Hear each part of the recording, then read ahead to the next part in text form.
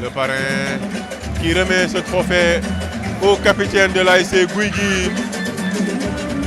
Voilà les mots qui sont en train d'être. Info 24 Sénégal ngir bokk ci ñi njëkk a jot suñu ay xibaar abonné leen te bës cloche de notification. Info 24 Sénégal chaîne bi leen di jox xibaar yi wér te wóor ci tàng-tàng bi. Info 24 Sénégal. waaw d'abord ñu ngi nuyu ñëpp je me nomme Mohamed Sow nekk le secrétaire général de la cellule PASTEF buy Fatou Maïga gère aussi communication pour le président Saliou Fall. Merci beaucoup. Vous êtes choisi comme parrain. Bonne impression ngeen am. De satisfaction, tout simplement, parce que étant jeune comme lui, boo xool maa ko mag si âge. Mais vraiment, bu ñu demee ba choisir comme nekk le parrain de la zone 3, ce n'est pas donné à n'importe qui, ce n'est pas gratuit. Liggéey moo ko may, mais aussi tamit njàmbaarteem. Vraiment. Nga gisee organisation bi nga xamante ni waa zone 3 amal nañ ko tey. waaw amoon na tuuti pépin, mais de toute façon yaakaar naa si suñuy heure tey si la ñuy mën a xamaat aussi nan la ñuy defaraatee pour suba. Gis nañ ne ba ñu séparer les deux ASC les deux supporters vraiment la finale s'est déroulée sans problème donc loolu war na leen jàngal ne supporters yi des fois dëgg la émotion moom moo leen di jàpp mais bu ñu leen séparer bàyyi leen dinañ football si jàmm ak salaam vraiment rafet na trop. D'accord ñu gis stade Amadou Barry wi mu war a nekk stade boo xam dafa war a dem en construction. Absolument. Bari na ay yàqu-yàqu au niveau de la sur la pelouse. Gis nañ sur les vestiaires aussi et sur le gradin. Est-ce que loolu kii nga xamante ni mooy monsieur Saliou mën na ko plaidoyer au niveau voilà fi nga xamante ni mooy au niveau du gouvernement. Absolument parce que bu ñu ñëwee ne jub jubal jubanti yaakaar naa aussi ay infrastructure Guédiawaye daf si am pàccam.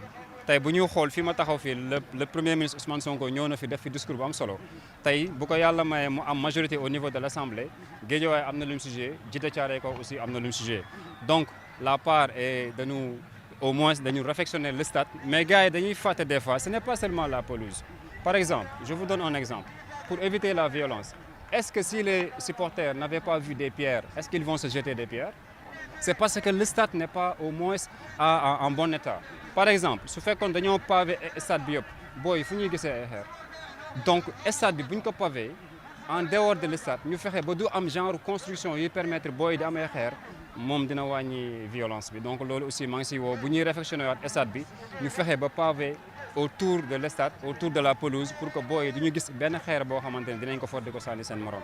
D'accord ñu ñëw si récompense yi ñu gis ni récompense yi bari na trop. macha allah aussi yaa ngi trop. macha allah est-ce que mën nañu xam li nga xamante ni ci xayma. moo nekk enveloppe financière bi nga xamante ni moom ngeen dégagé pour li nga xam ni moom la waa zone 3. waaw bëri na nag sincèrement parler. est-ce que mën nañu am chiffre exact.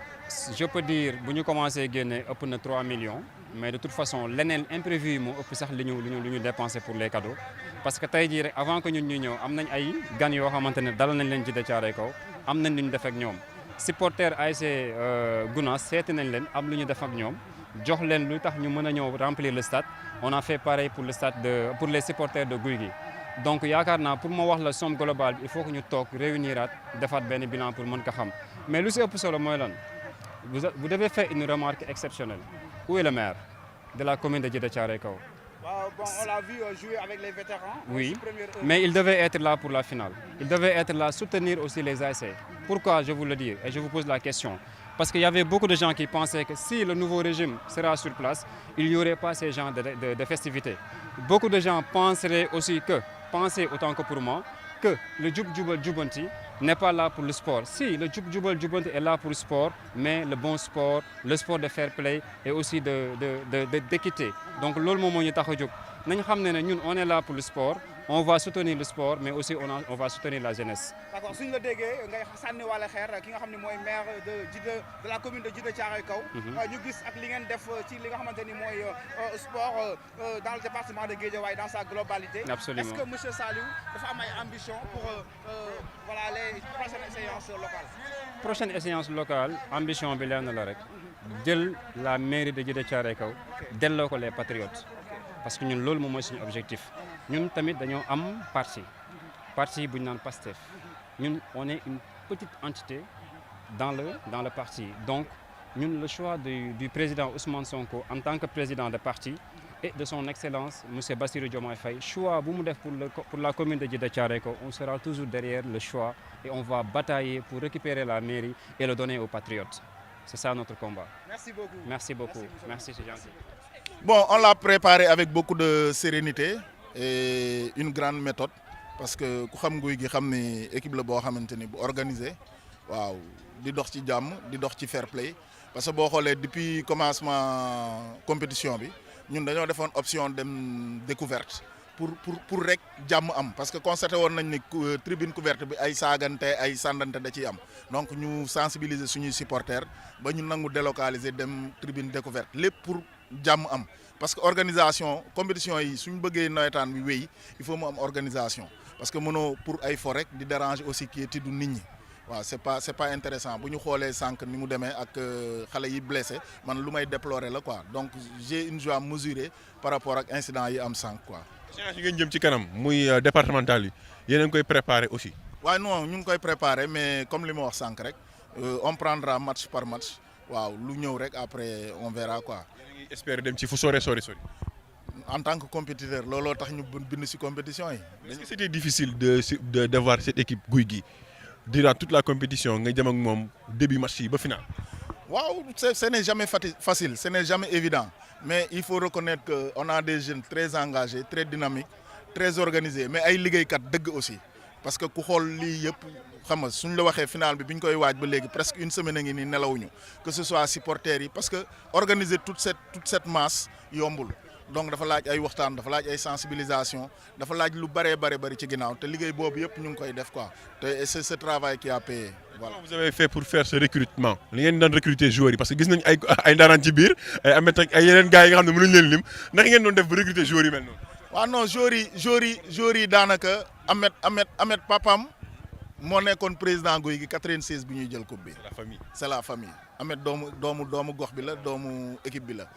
bon boo xoolee ñeneen ñi aussi on a des relations très particulières parce que ay nit la yoo xamante ni boo xoolee c'est la famille parce que Gouy Gui c'est un club très famille xam nga koñ bi soo xoolee aussi rapport yooyu la ñu am quoi quartier traditionnel la ñun fa la ñu juddoo fa la ñu yaroo fa la ñu màggee donc nit ki y a un lien historique ak familial bu tax quoi. ku wax nawetaan wax dépense comment ça se passe les dépenses avec le président ak ñi nga xam ne ni ñoo seq équipe bi yëpp. waaw particularité Gouy Gui nag mooy li ma la wax sànq famille la te famille la boo xam ne ni tout le monde contribue su ma la waxee suñu yaay liñ ci daj koñ bi kenn desul 13 cellules la ñu am match bu nekk benn cellule day organiser benn match bu nekk benn cellule moo koy organiser donc nga xam ne buy organiser ñëpp dañuy dugg ci kër yi ñëpp participer. donc équipe la boo xam ne vraiment particularité boobu la ñu am. merci beaucoup président. merci. Phase éliminatoire direct. Il a produit un jeu costaud et il a été toujours présent. Donc nous on était toujours favoris de la compétition mais on a su garder la tête froide pour bien négocier ce match et arriver au bout de l'ASC Gounass. D'accord. Dans le match, on a vu que l'équipe de Gouy Gui, même au moment où il a mené sur le score de 1-0, il continuait à garder la balle pour essayer de tuer le match. Ouais, c'est ça, comme je l'ai dit tout à l'heure.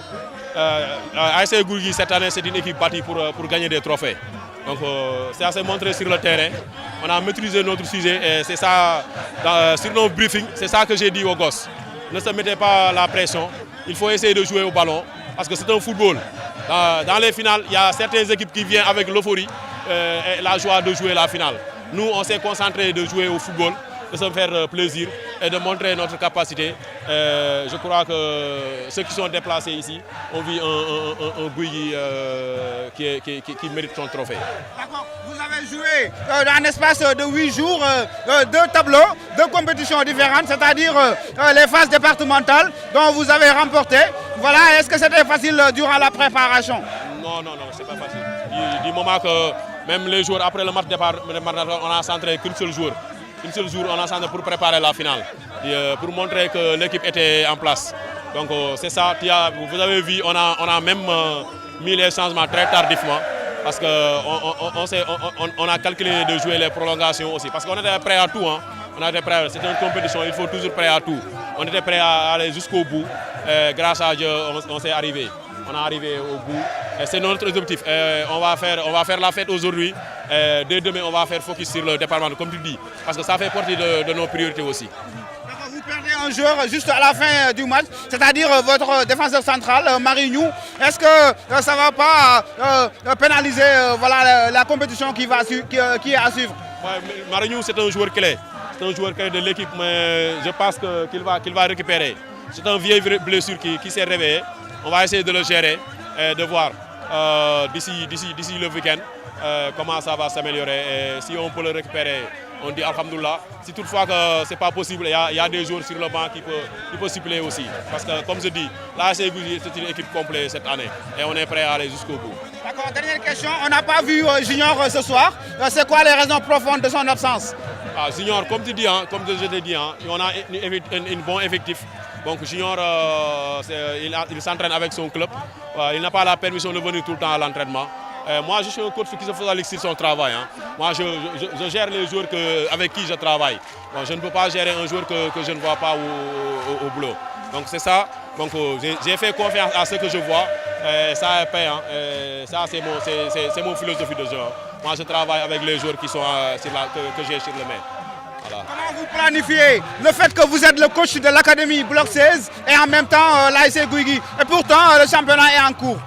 Ouais, au passage, je vais saluer le président Asphal, le président de l'académie Bloc 16 et son coordinateur Moussa qui m'accompagnent dans cette tâche. Donc c'est un peu difficile, mais j'entraîne le matin à Bloc 16. Après, je vais récupérer un peu pour revenir le soir. Ce n'est pas très difficile pour moi parce que j'ai l'habitude.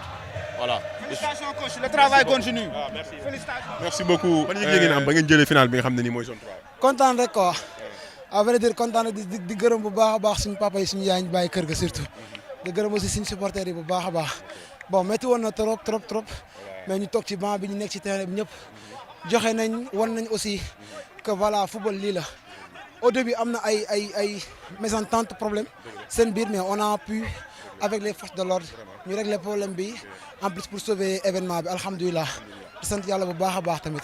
ngeen ñëw ci match bi ñu ñëw ci match bi ngeen football 90 minutes yoo xam ne nii bàyyiwu leen même ba ngeen mënee 1 sax da ngeen a toppaat ci ginnaaw équipe bi pour jéem koo dóoraat beneen loolu lan moo ko waral. ok effectivement dañoo xool Gounass ni mu commencé ak ni mu terminé ci nawetaan du benn dafa am benn expansion boo xamante ni dafa développé ci diggante bi maintenant ñu xam ne bu fekkee dañ ko dugal wala moom mu njëkk ñu dugal daf koy maintenir mieux vaut ñu dugal ko mun ko dugalaat parce que bi ñuy jógee aussi si regroupement ba dañu am lu ñu wax ñoom c'est une équipe agressive boo xamante ni boo ko bàyyee ak bal bi wala bu la bàyyee ak bal bi da lay dal sa kaw noonu def aussi waa Ceddo seet nañ seen match léegi match contre Ceddo bi moo ñu def référence à ce que bu ñëwee ci moom ñu mën a dal ci moom ba pare buñ ko may aussi mu joué loolu moo tax sax occasion ñu doon am yëpp ñu ko woon am mais mën nañ ko rey dóor ko dóor yi métti sax voilà. macha allah ngeen football bu neex wax dëgg yàlla depuis le début ngeen ñëw dóor match bi 43e minute mais Ahmed avec le pied gauche loolu yow bii bi yow ban loolu boo ko doon jàngat ban jàng nga ci def. bon balaa may wax sax ci Ahmed dama koy ñaanal yàlla vraiment buñ ko xoolee donc ci tànkam yi rek.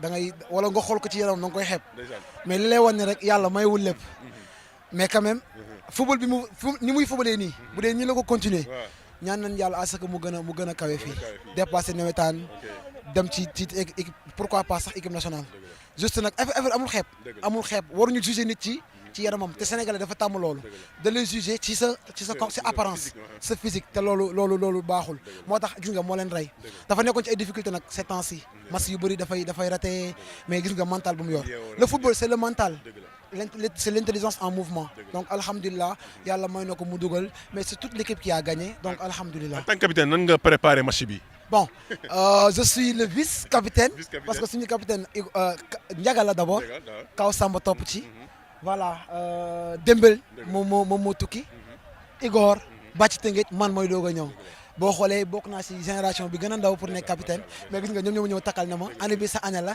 voilà loolu moo tax quoi. satisfaction bi dëgg yàlla kontaan naa bu baax a baax mais aussi di remercier bu baax a baax yéen ñi parce que tey football am na fu mu toll bu nekkuloon médiatisation bii nii du avancer vraiment di ngeen di liggéey ci nawet bi li ngeen liggéey ci championnat yi vraiment kontaan nañ trop nit dañu leen war a subventionné état dafa war a subventionné. jërëjëf merci beaucoup mais Père Noël. ban yëg-yëg nga am.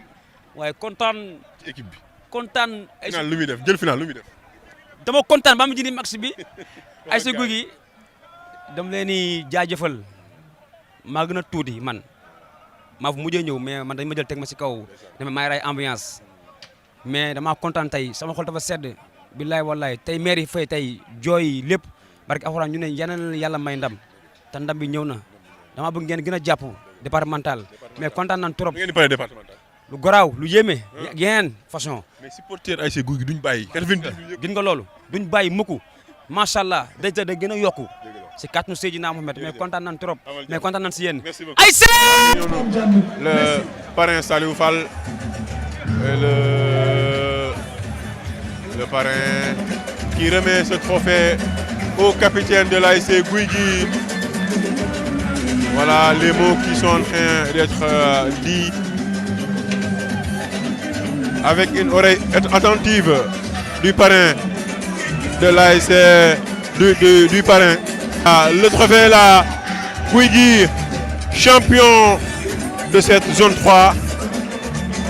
Voilà, après avoir gagné ce match par 1-0 de l'ASC Guigui qui jubile avec les joueurs. Et voilà, c'est vraiment beau. Machallah. Et c'est le champion de cette zone 3. Champion de cette zone 3.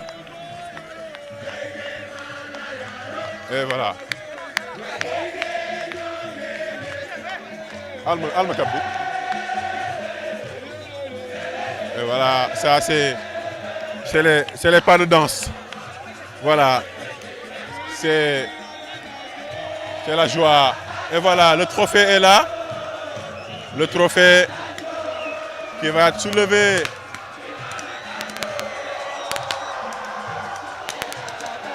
Et c'est beau ces images-là.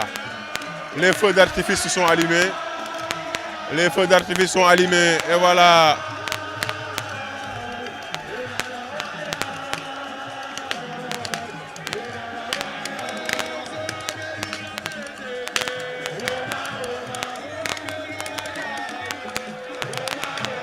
ASC Guigui.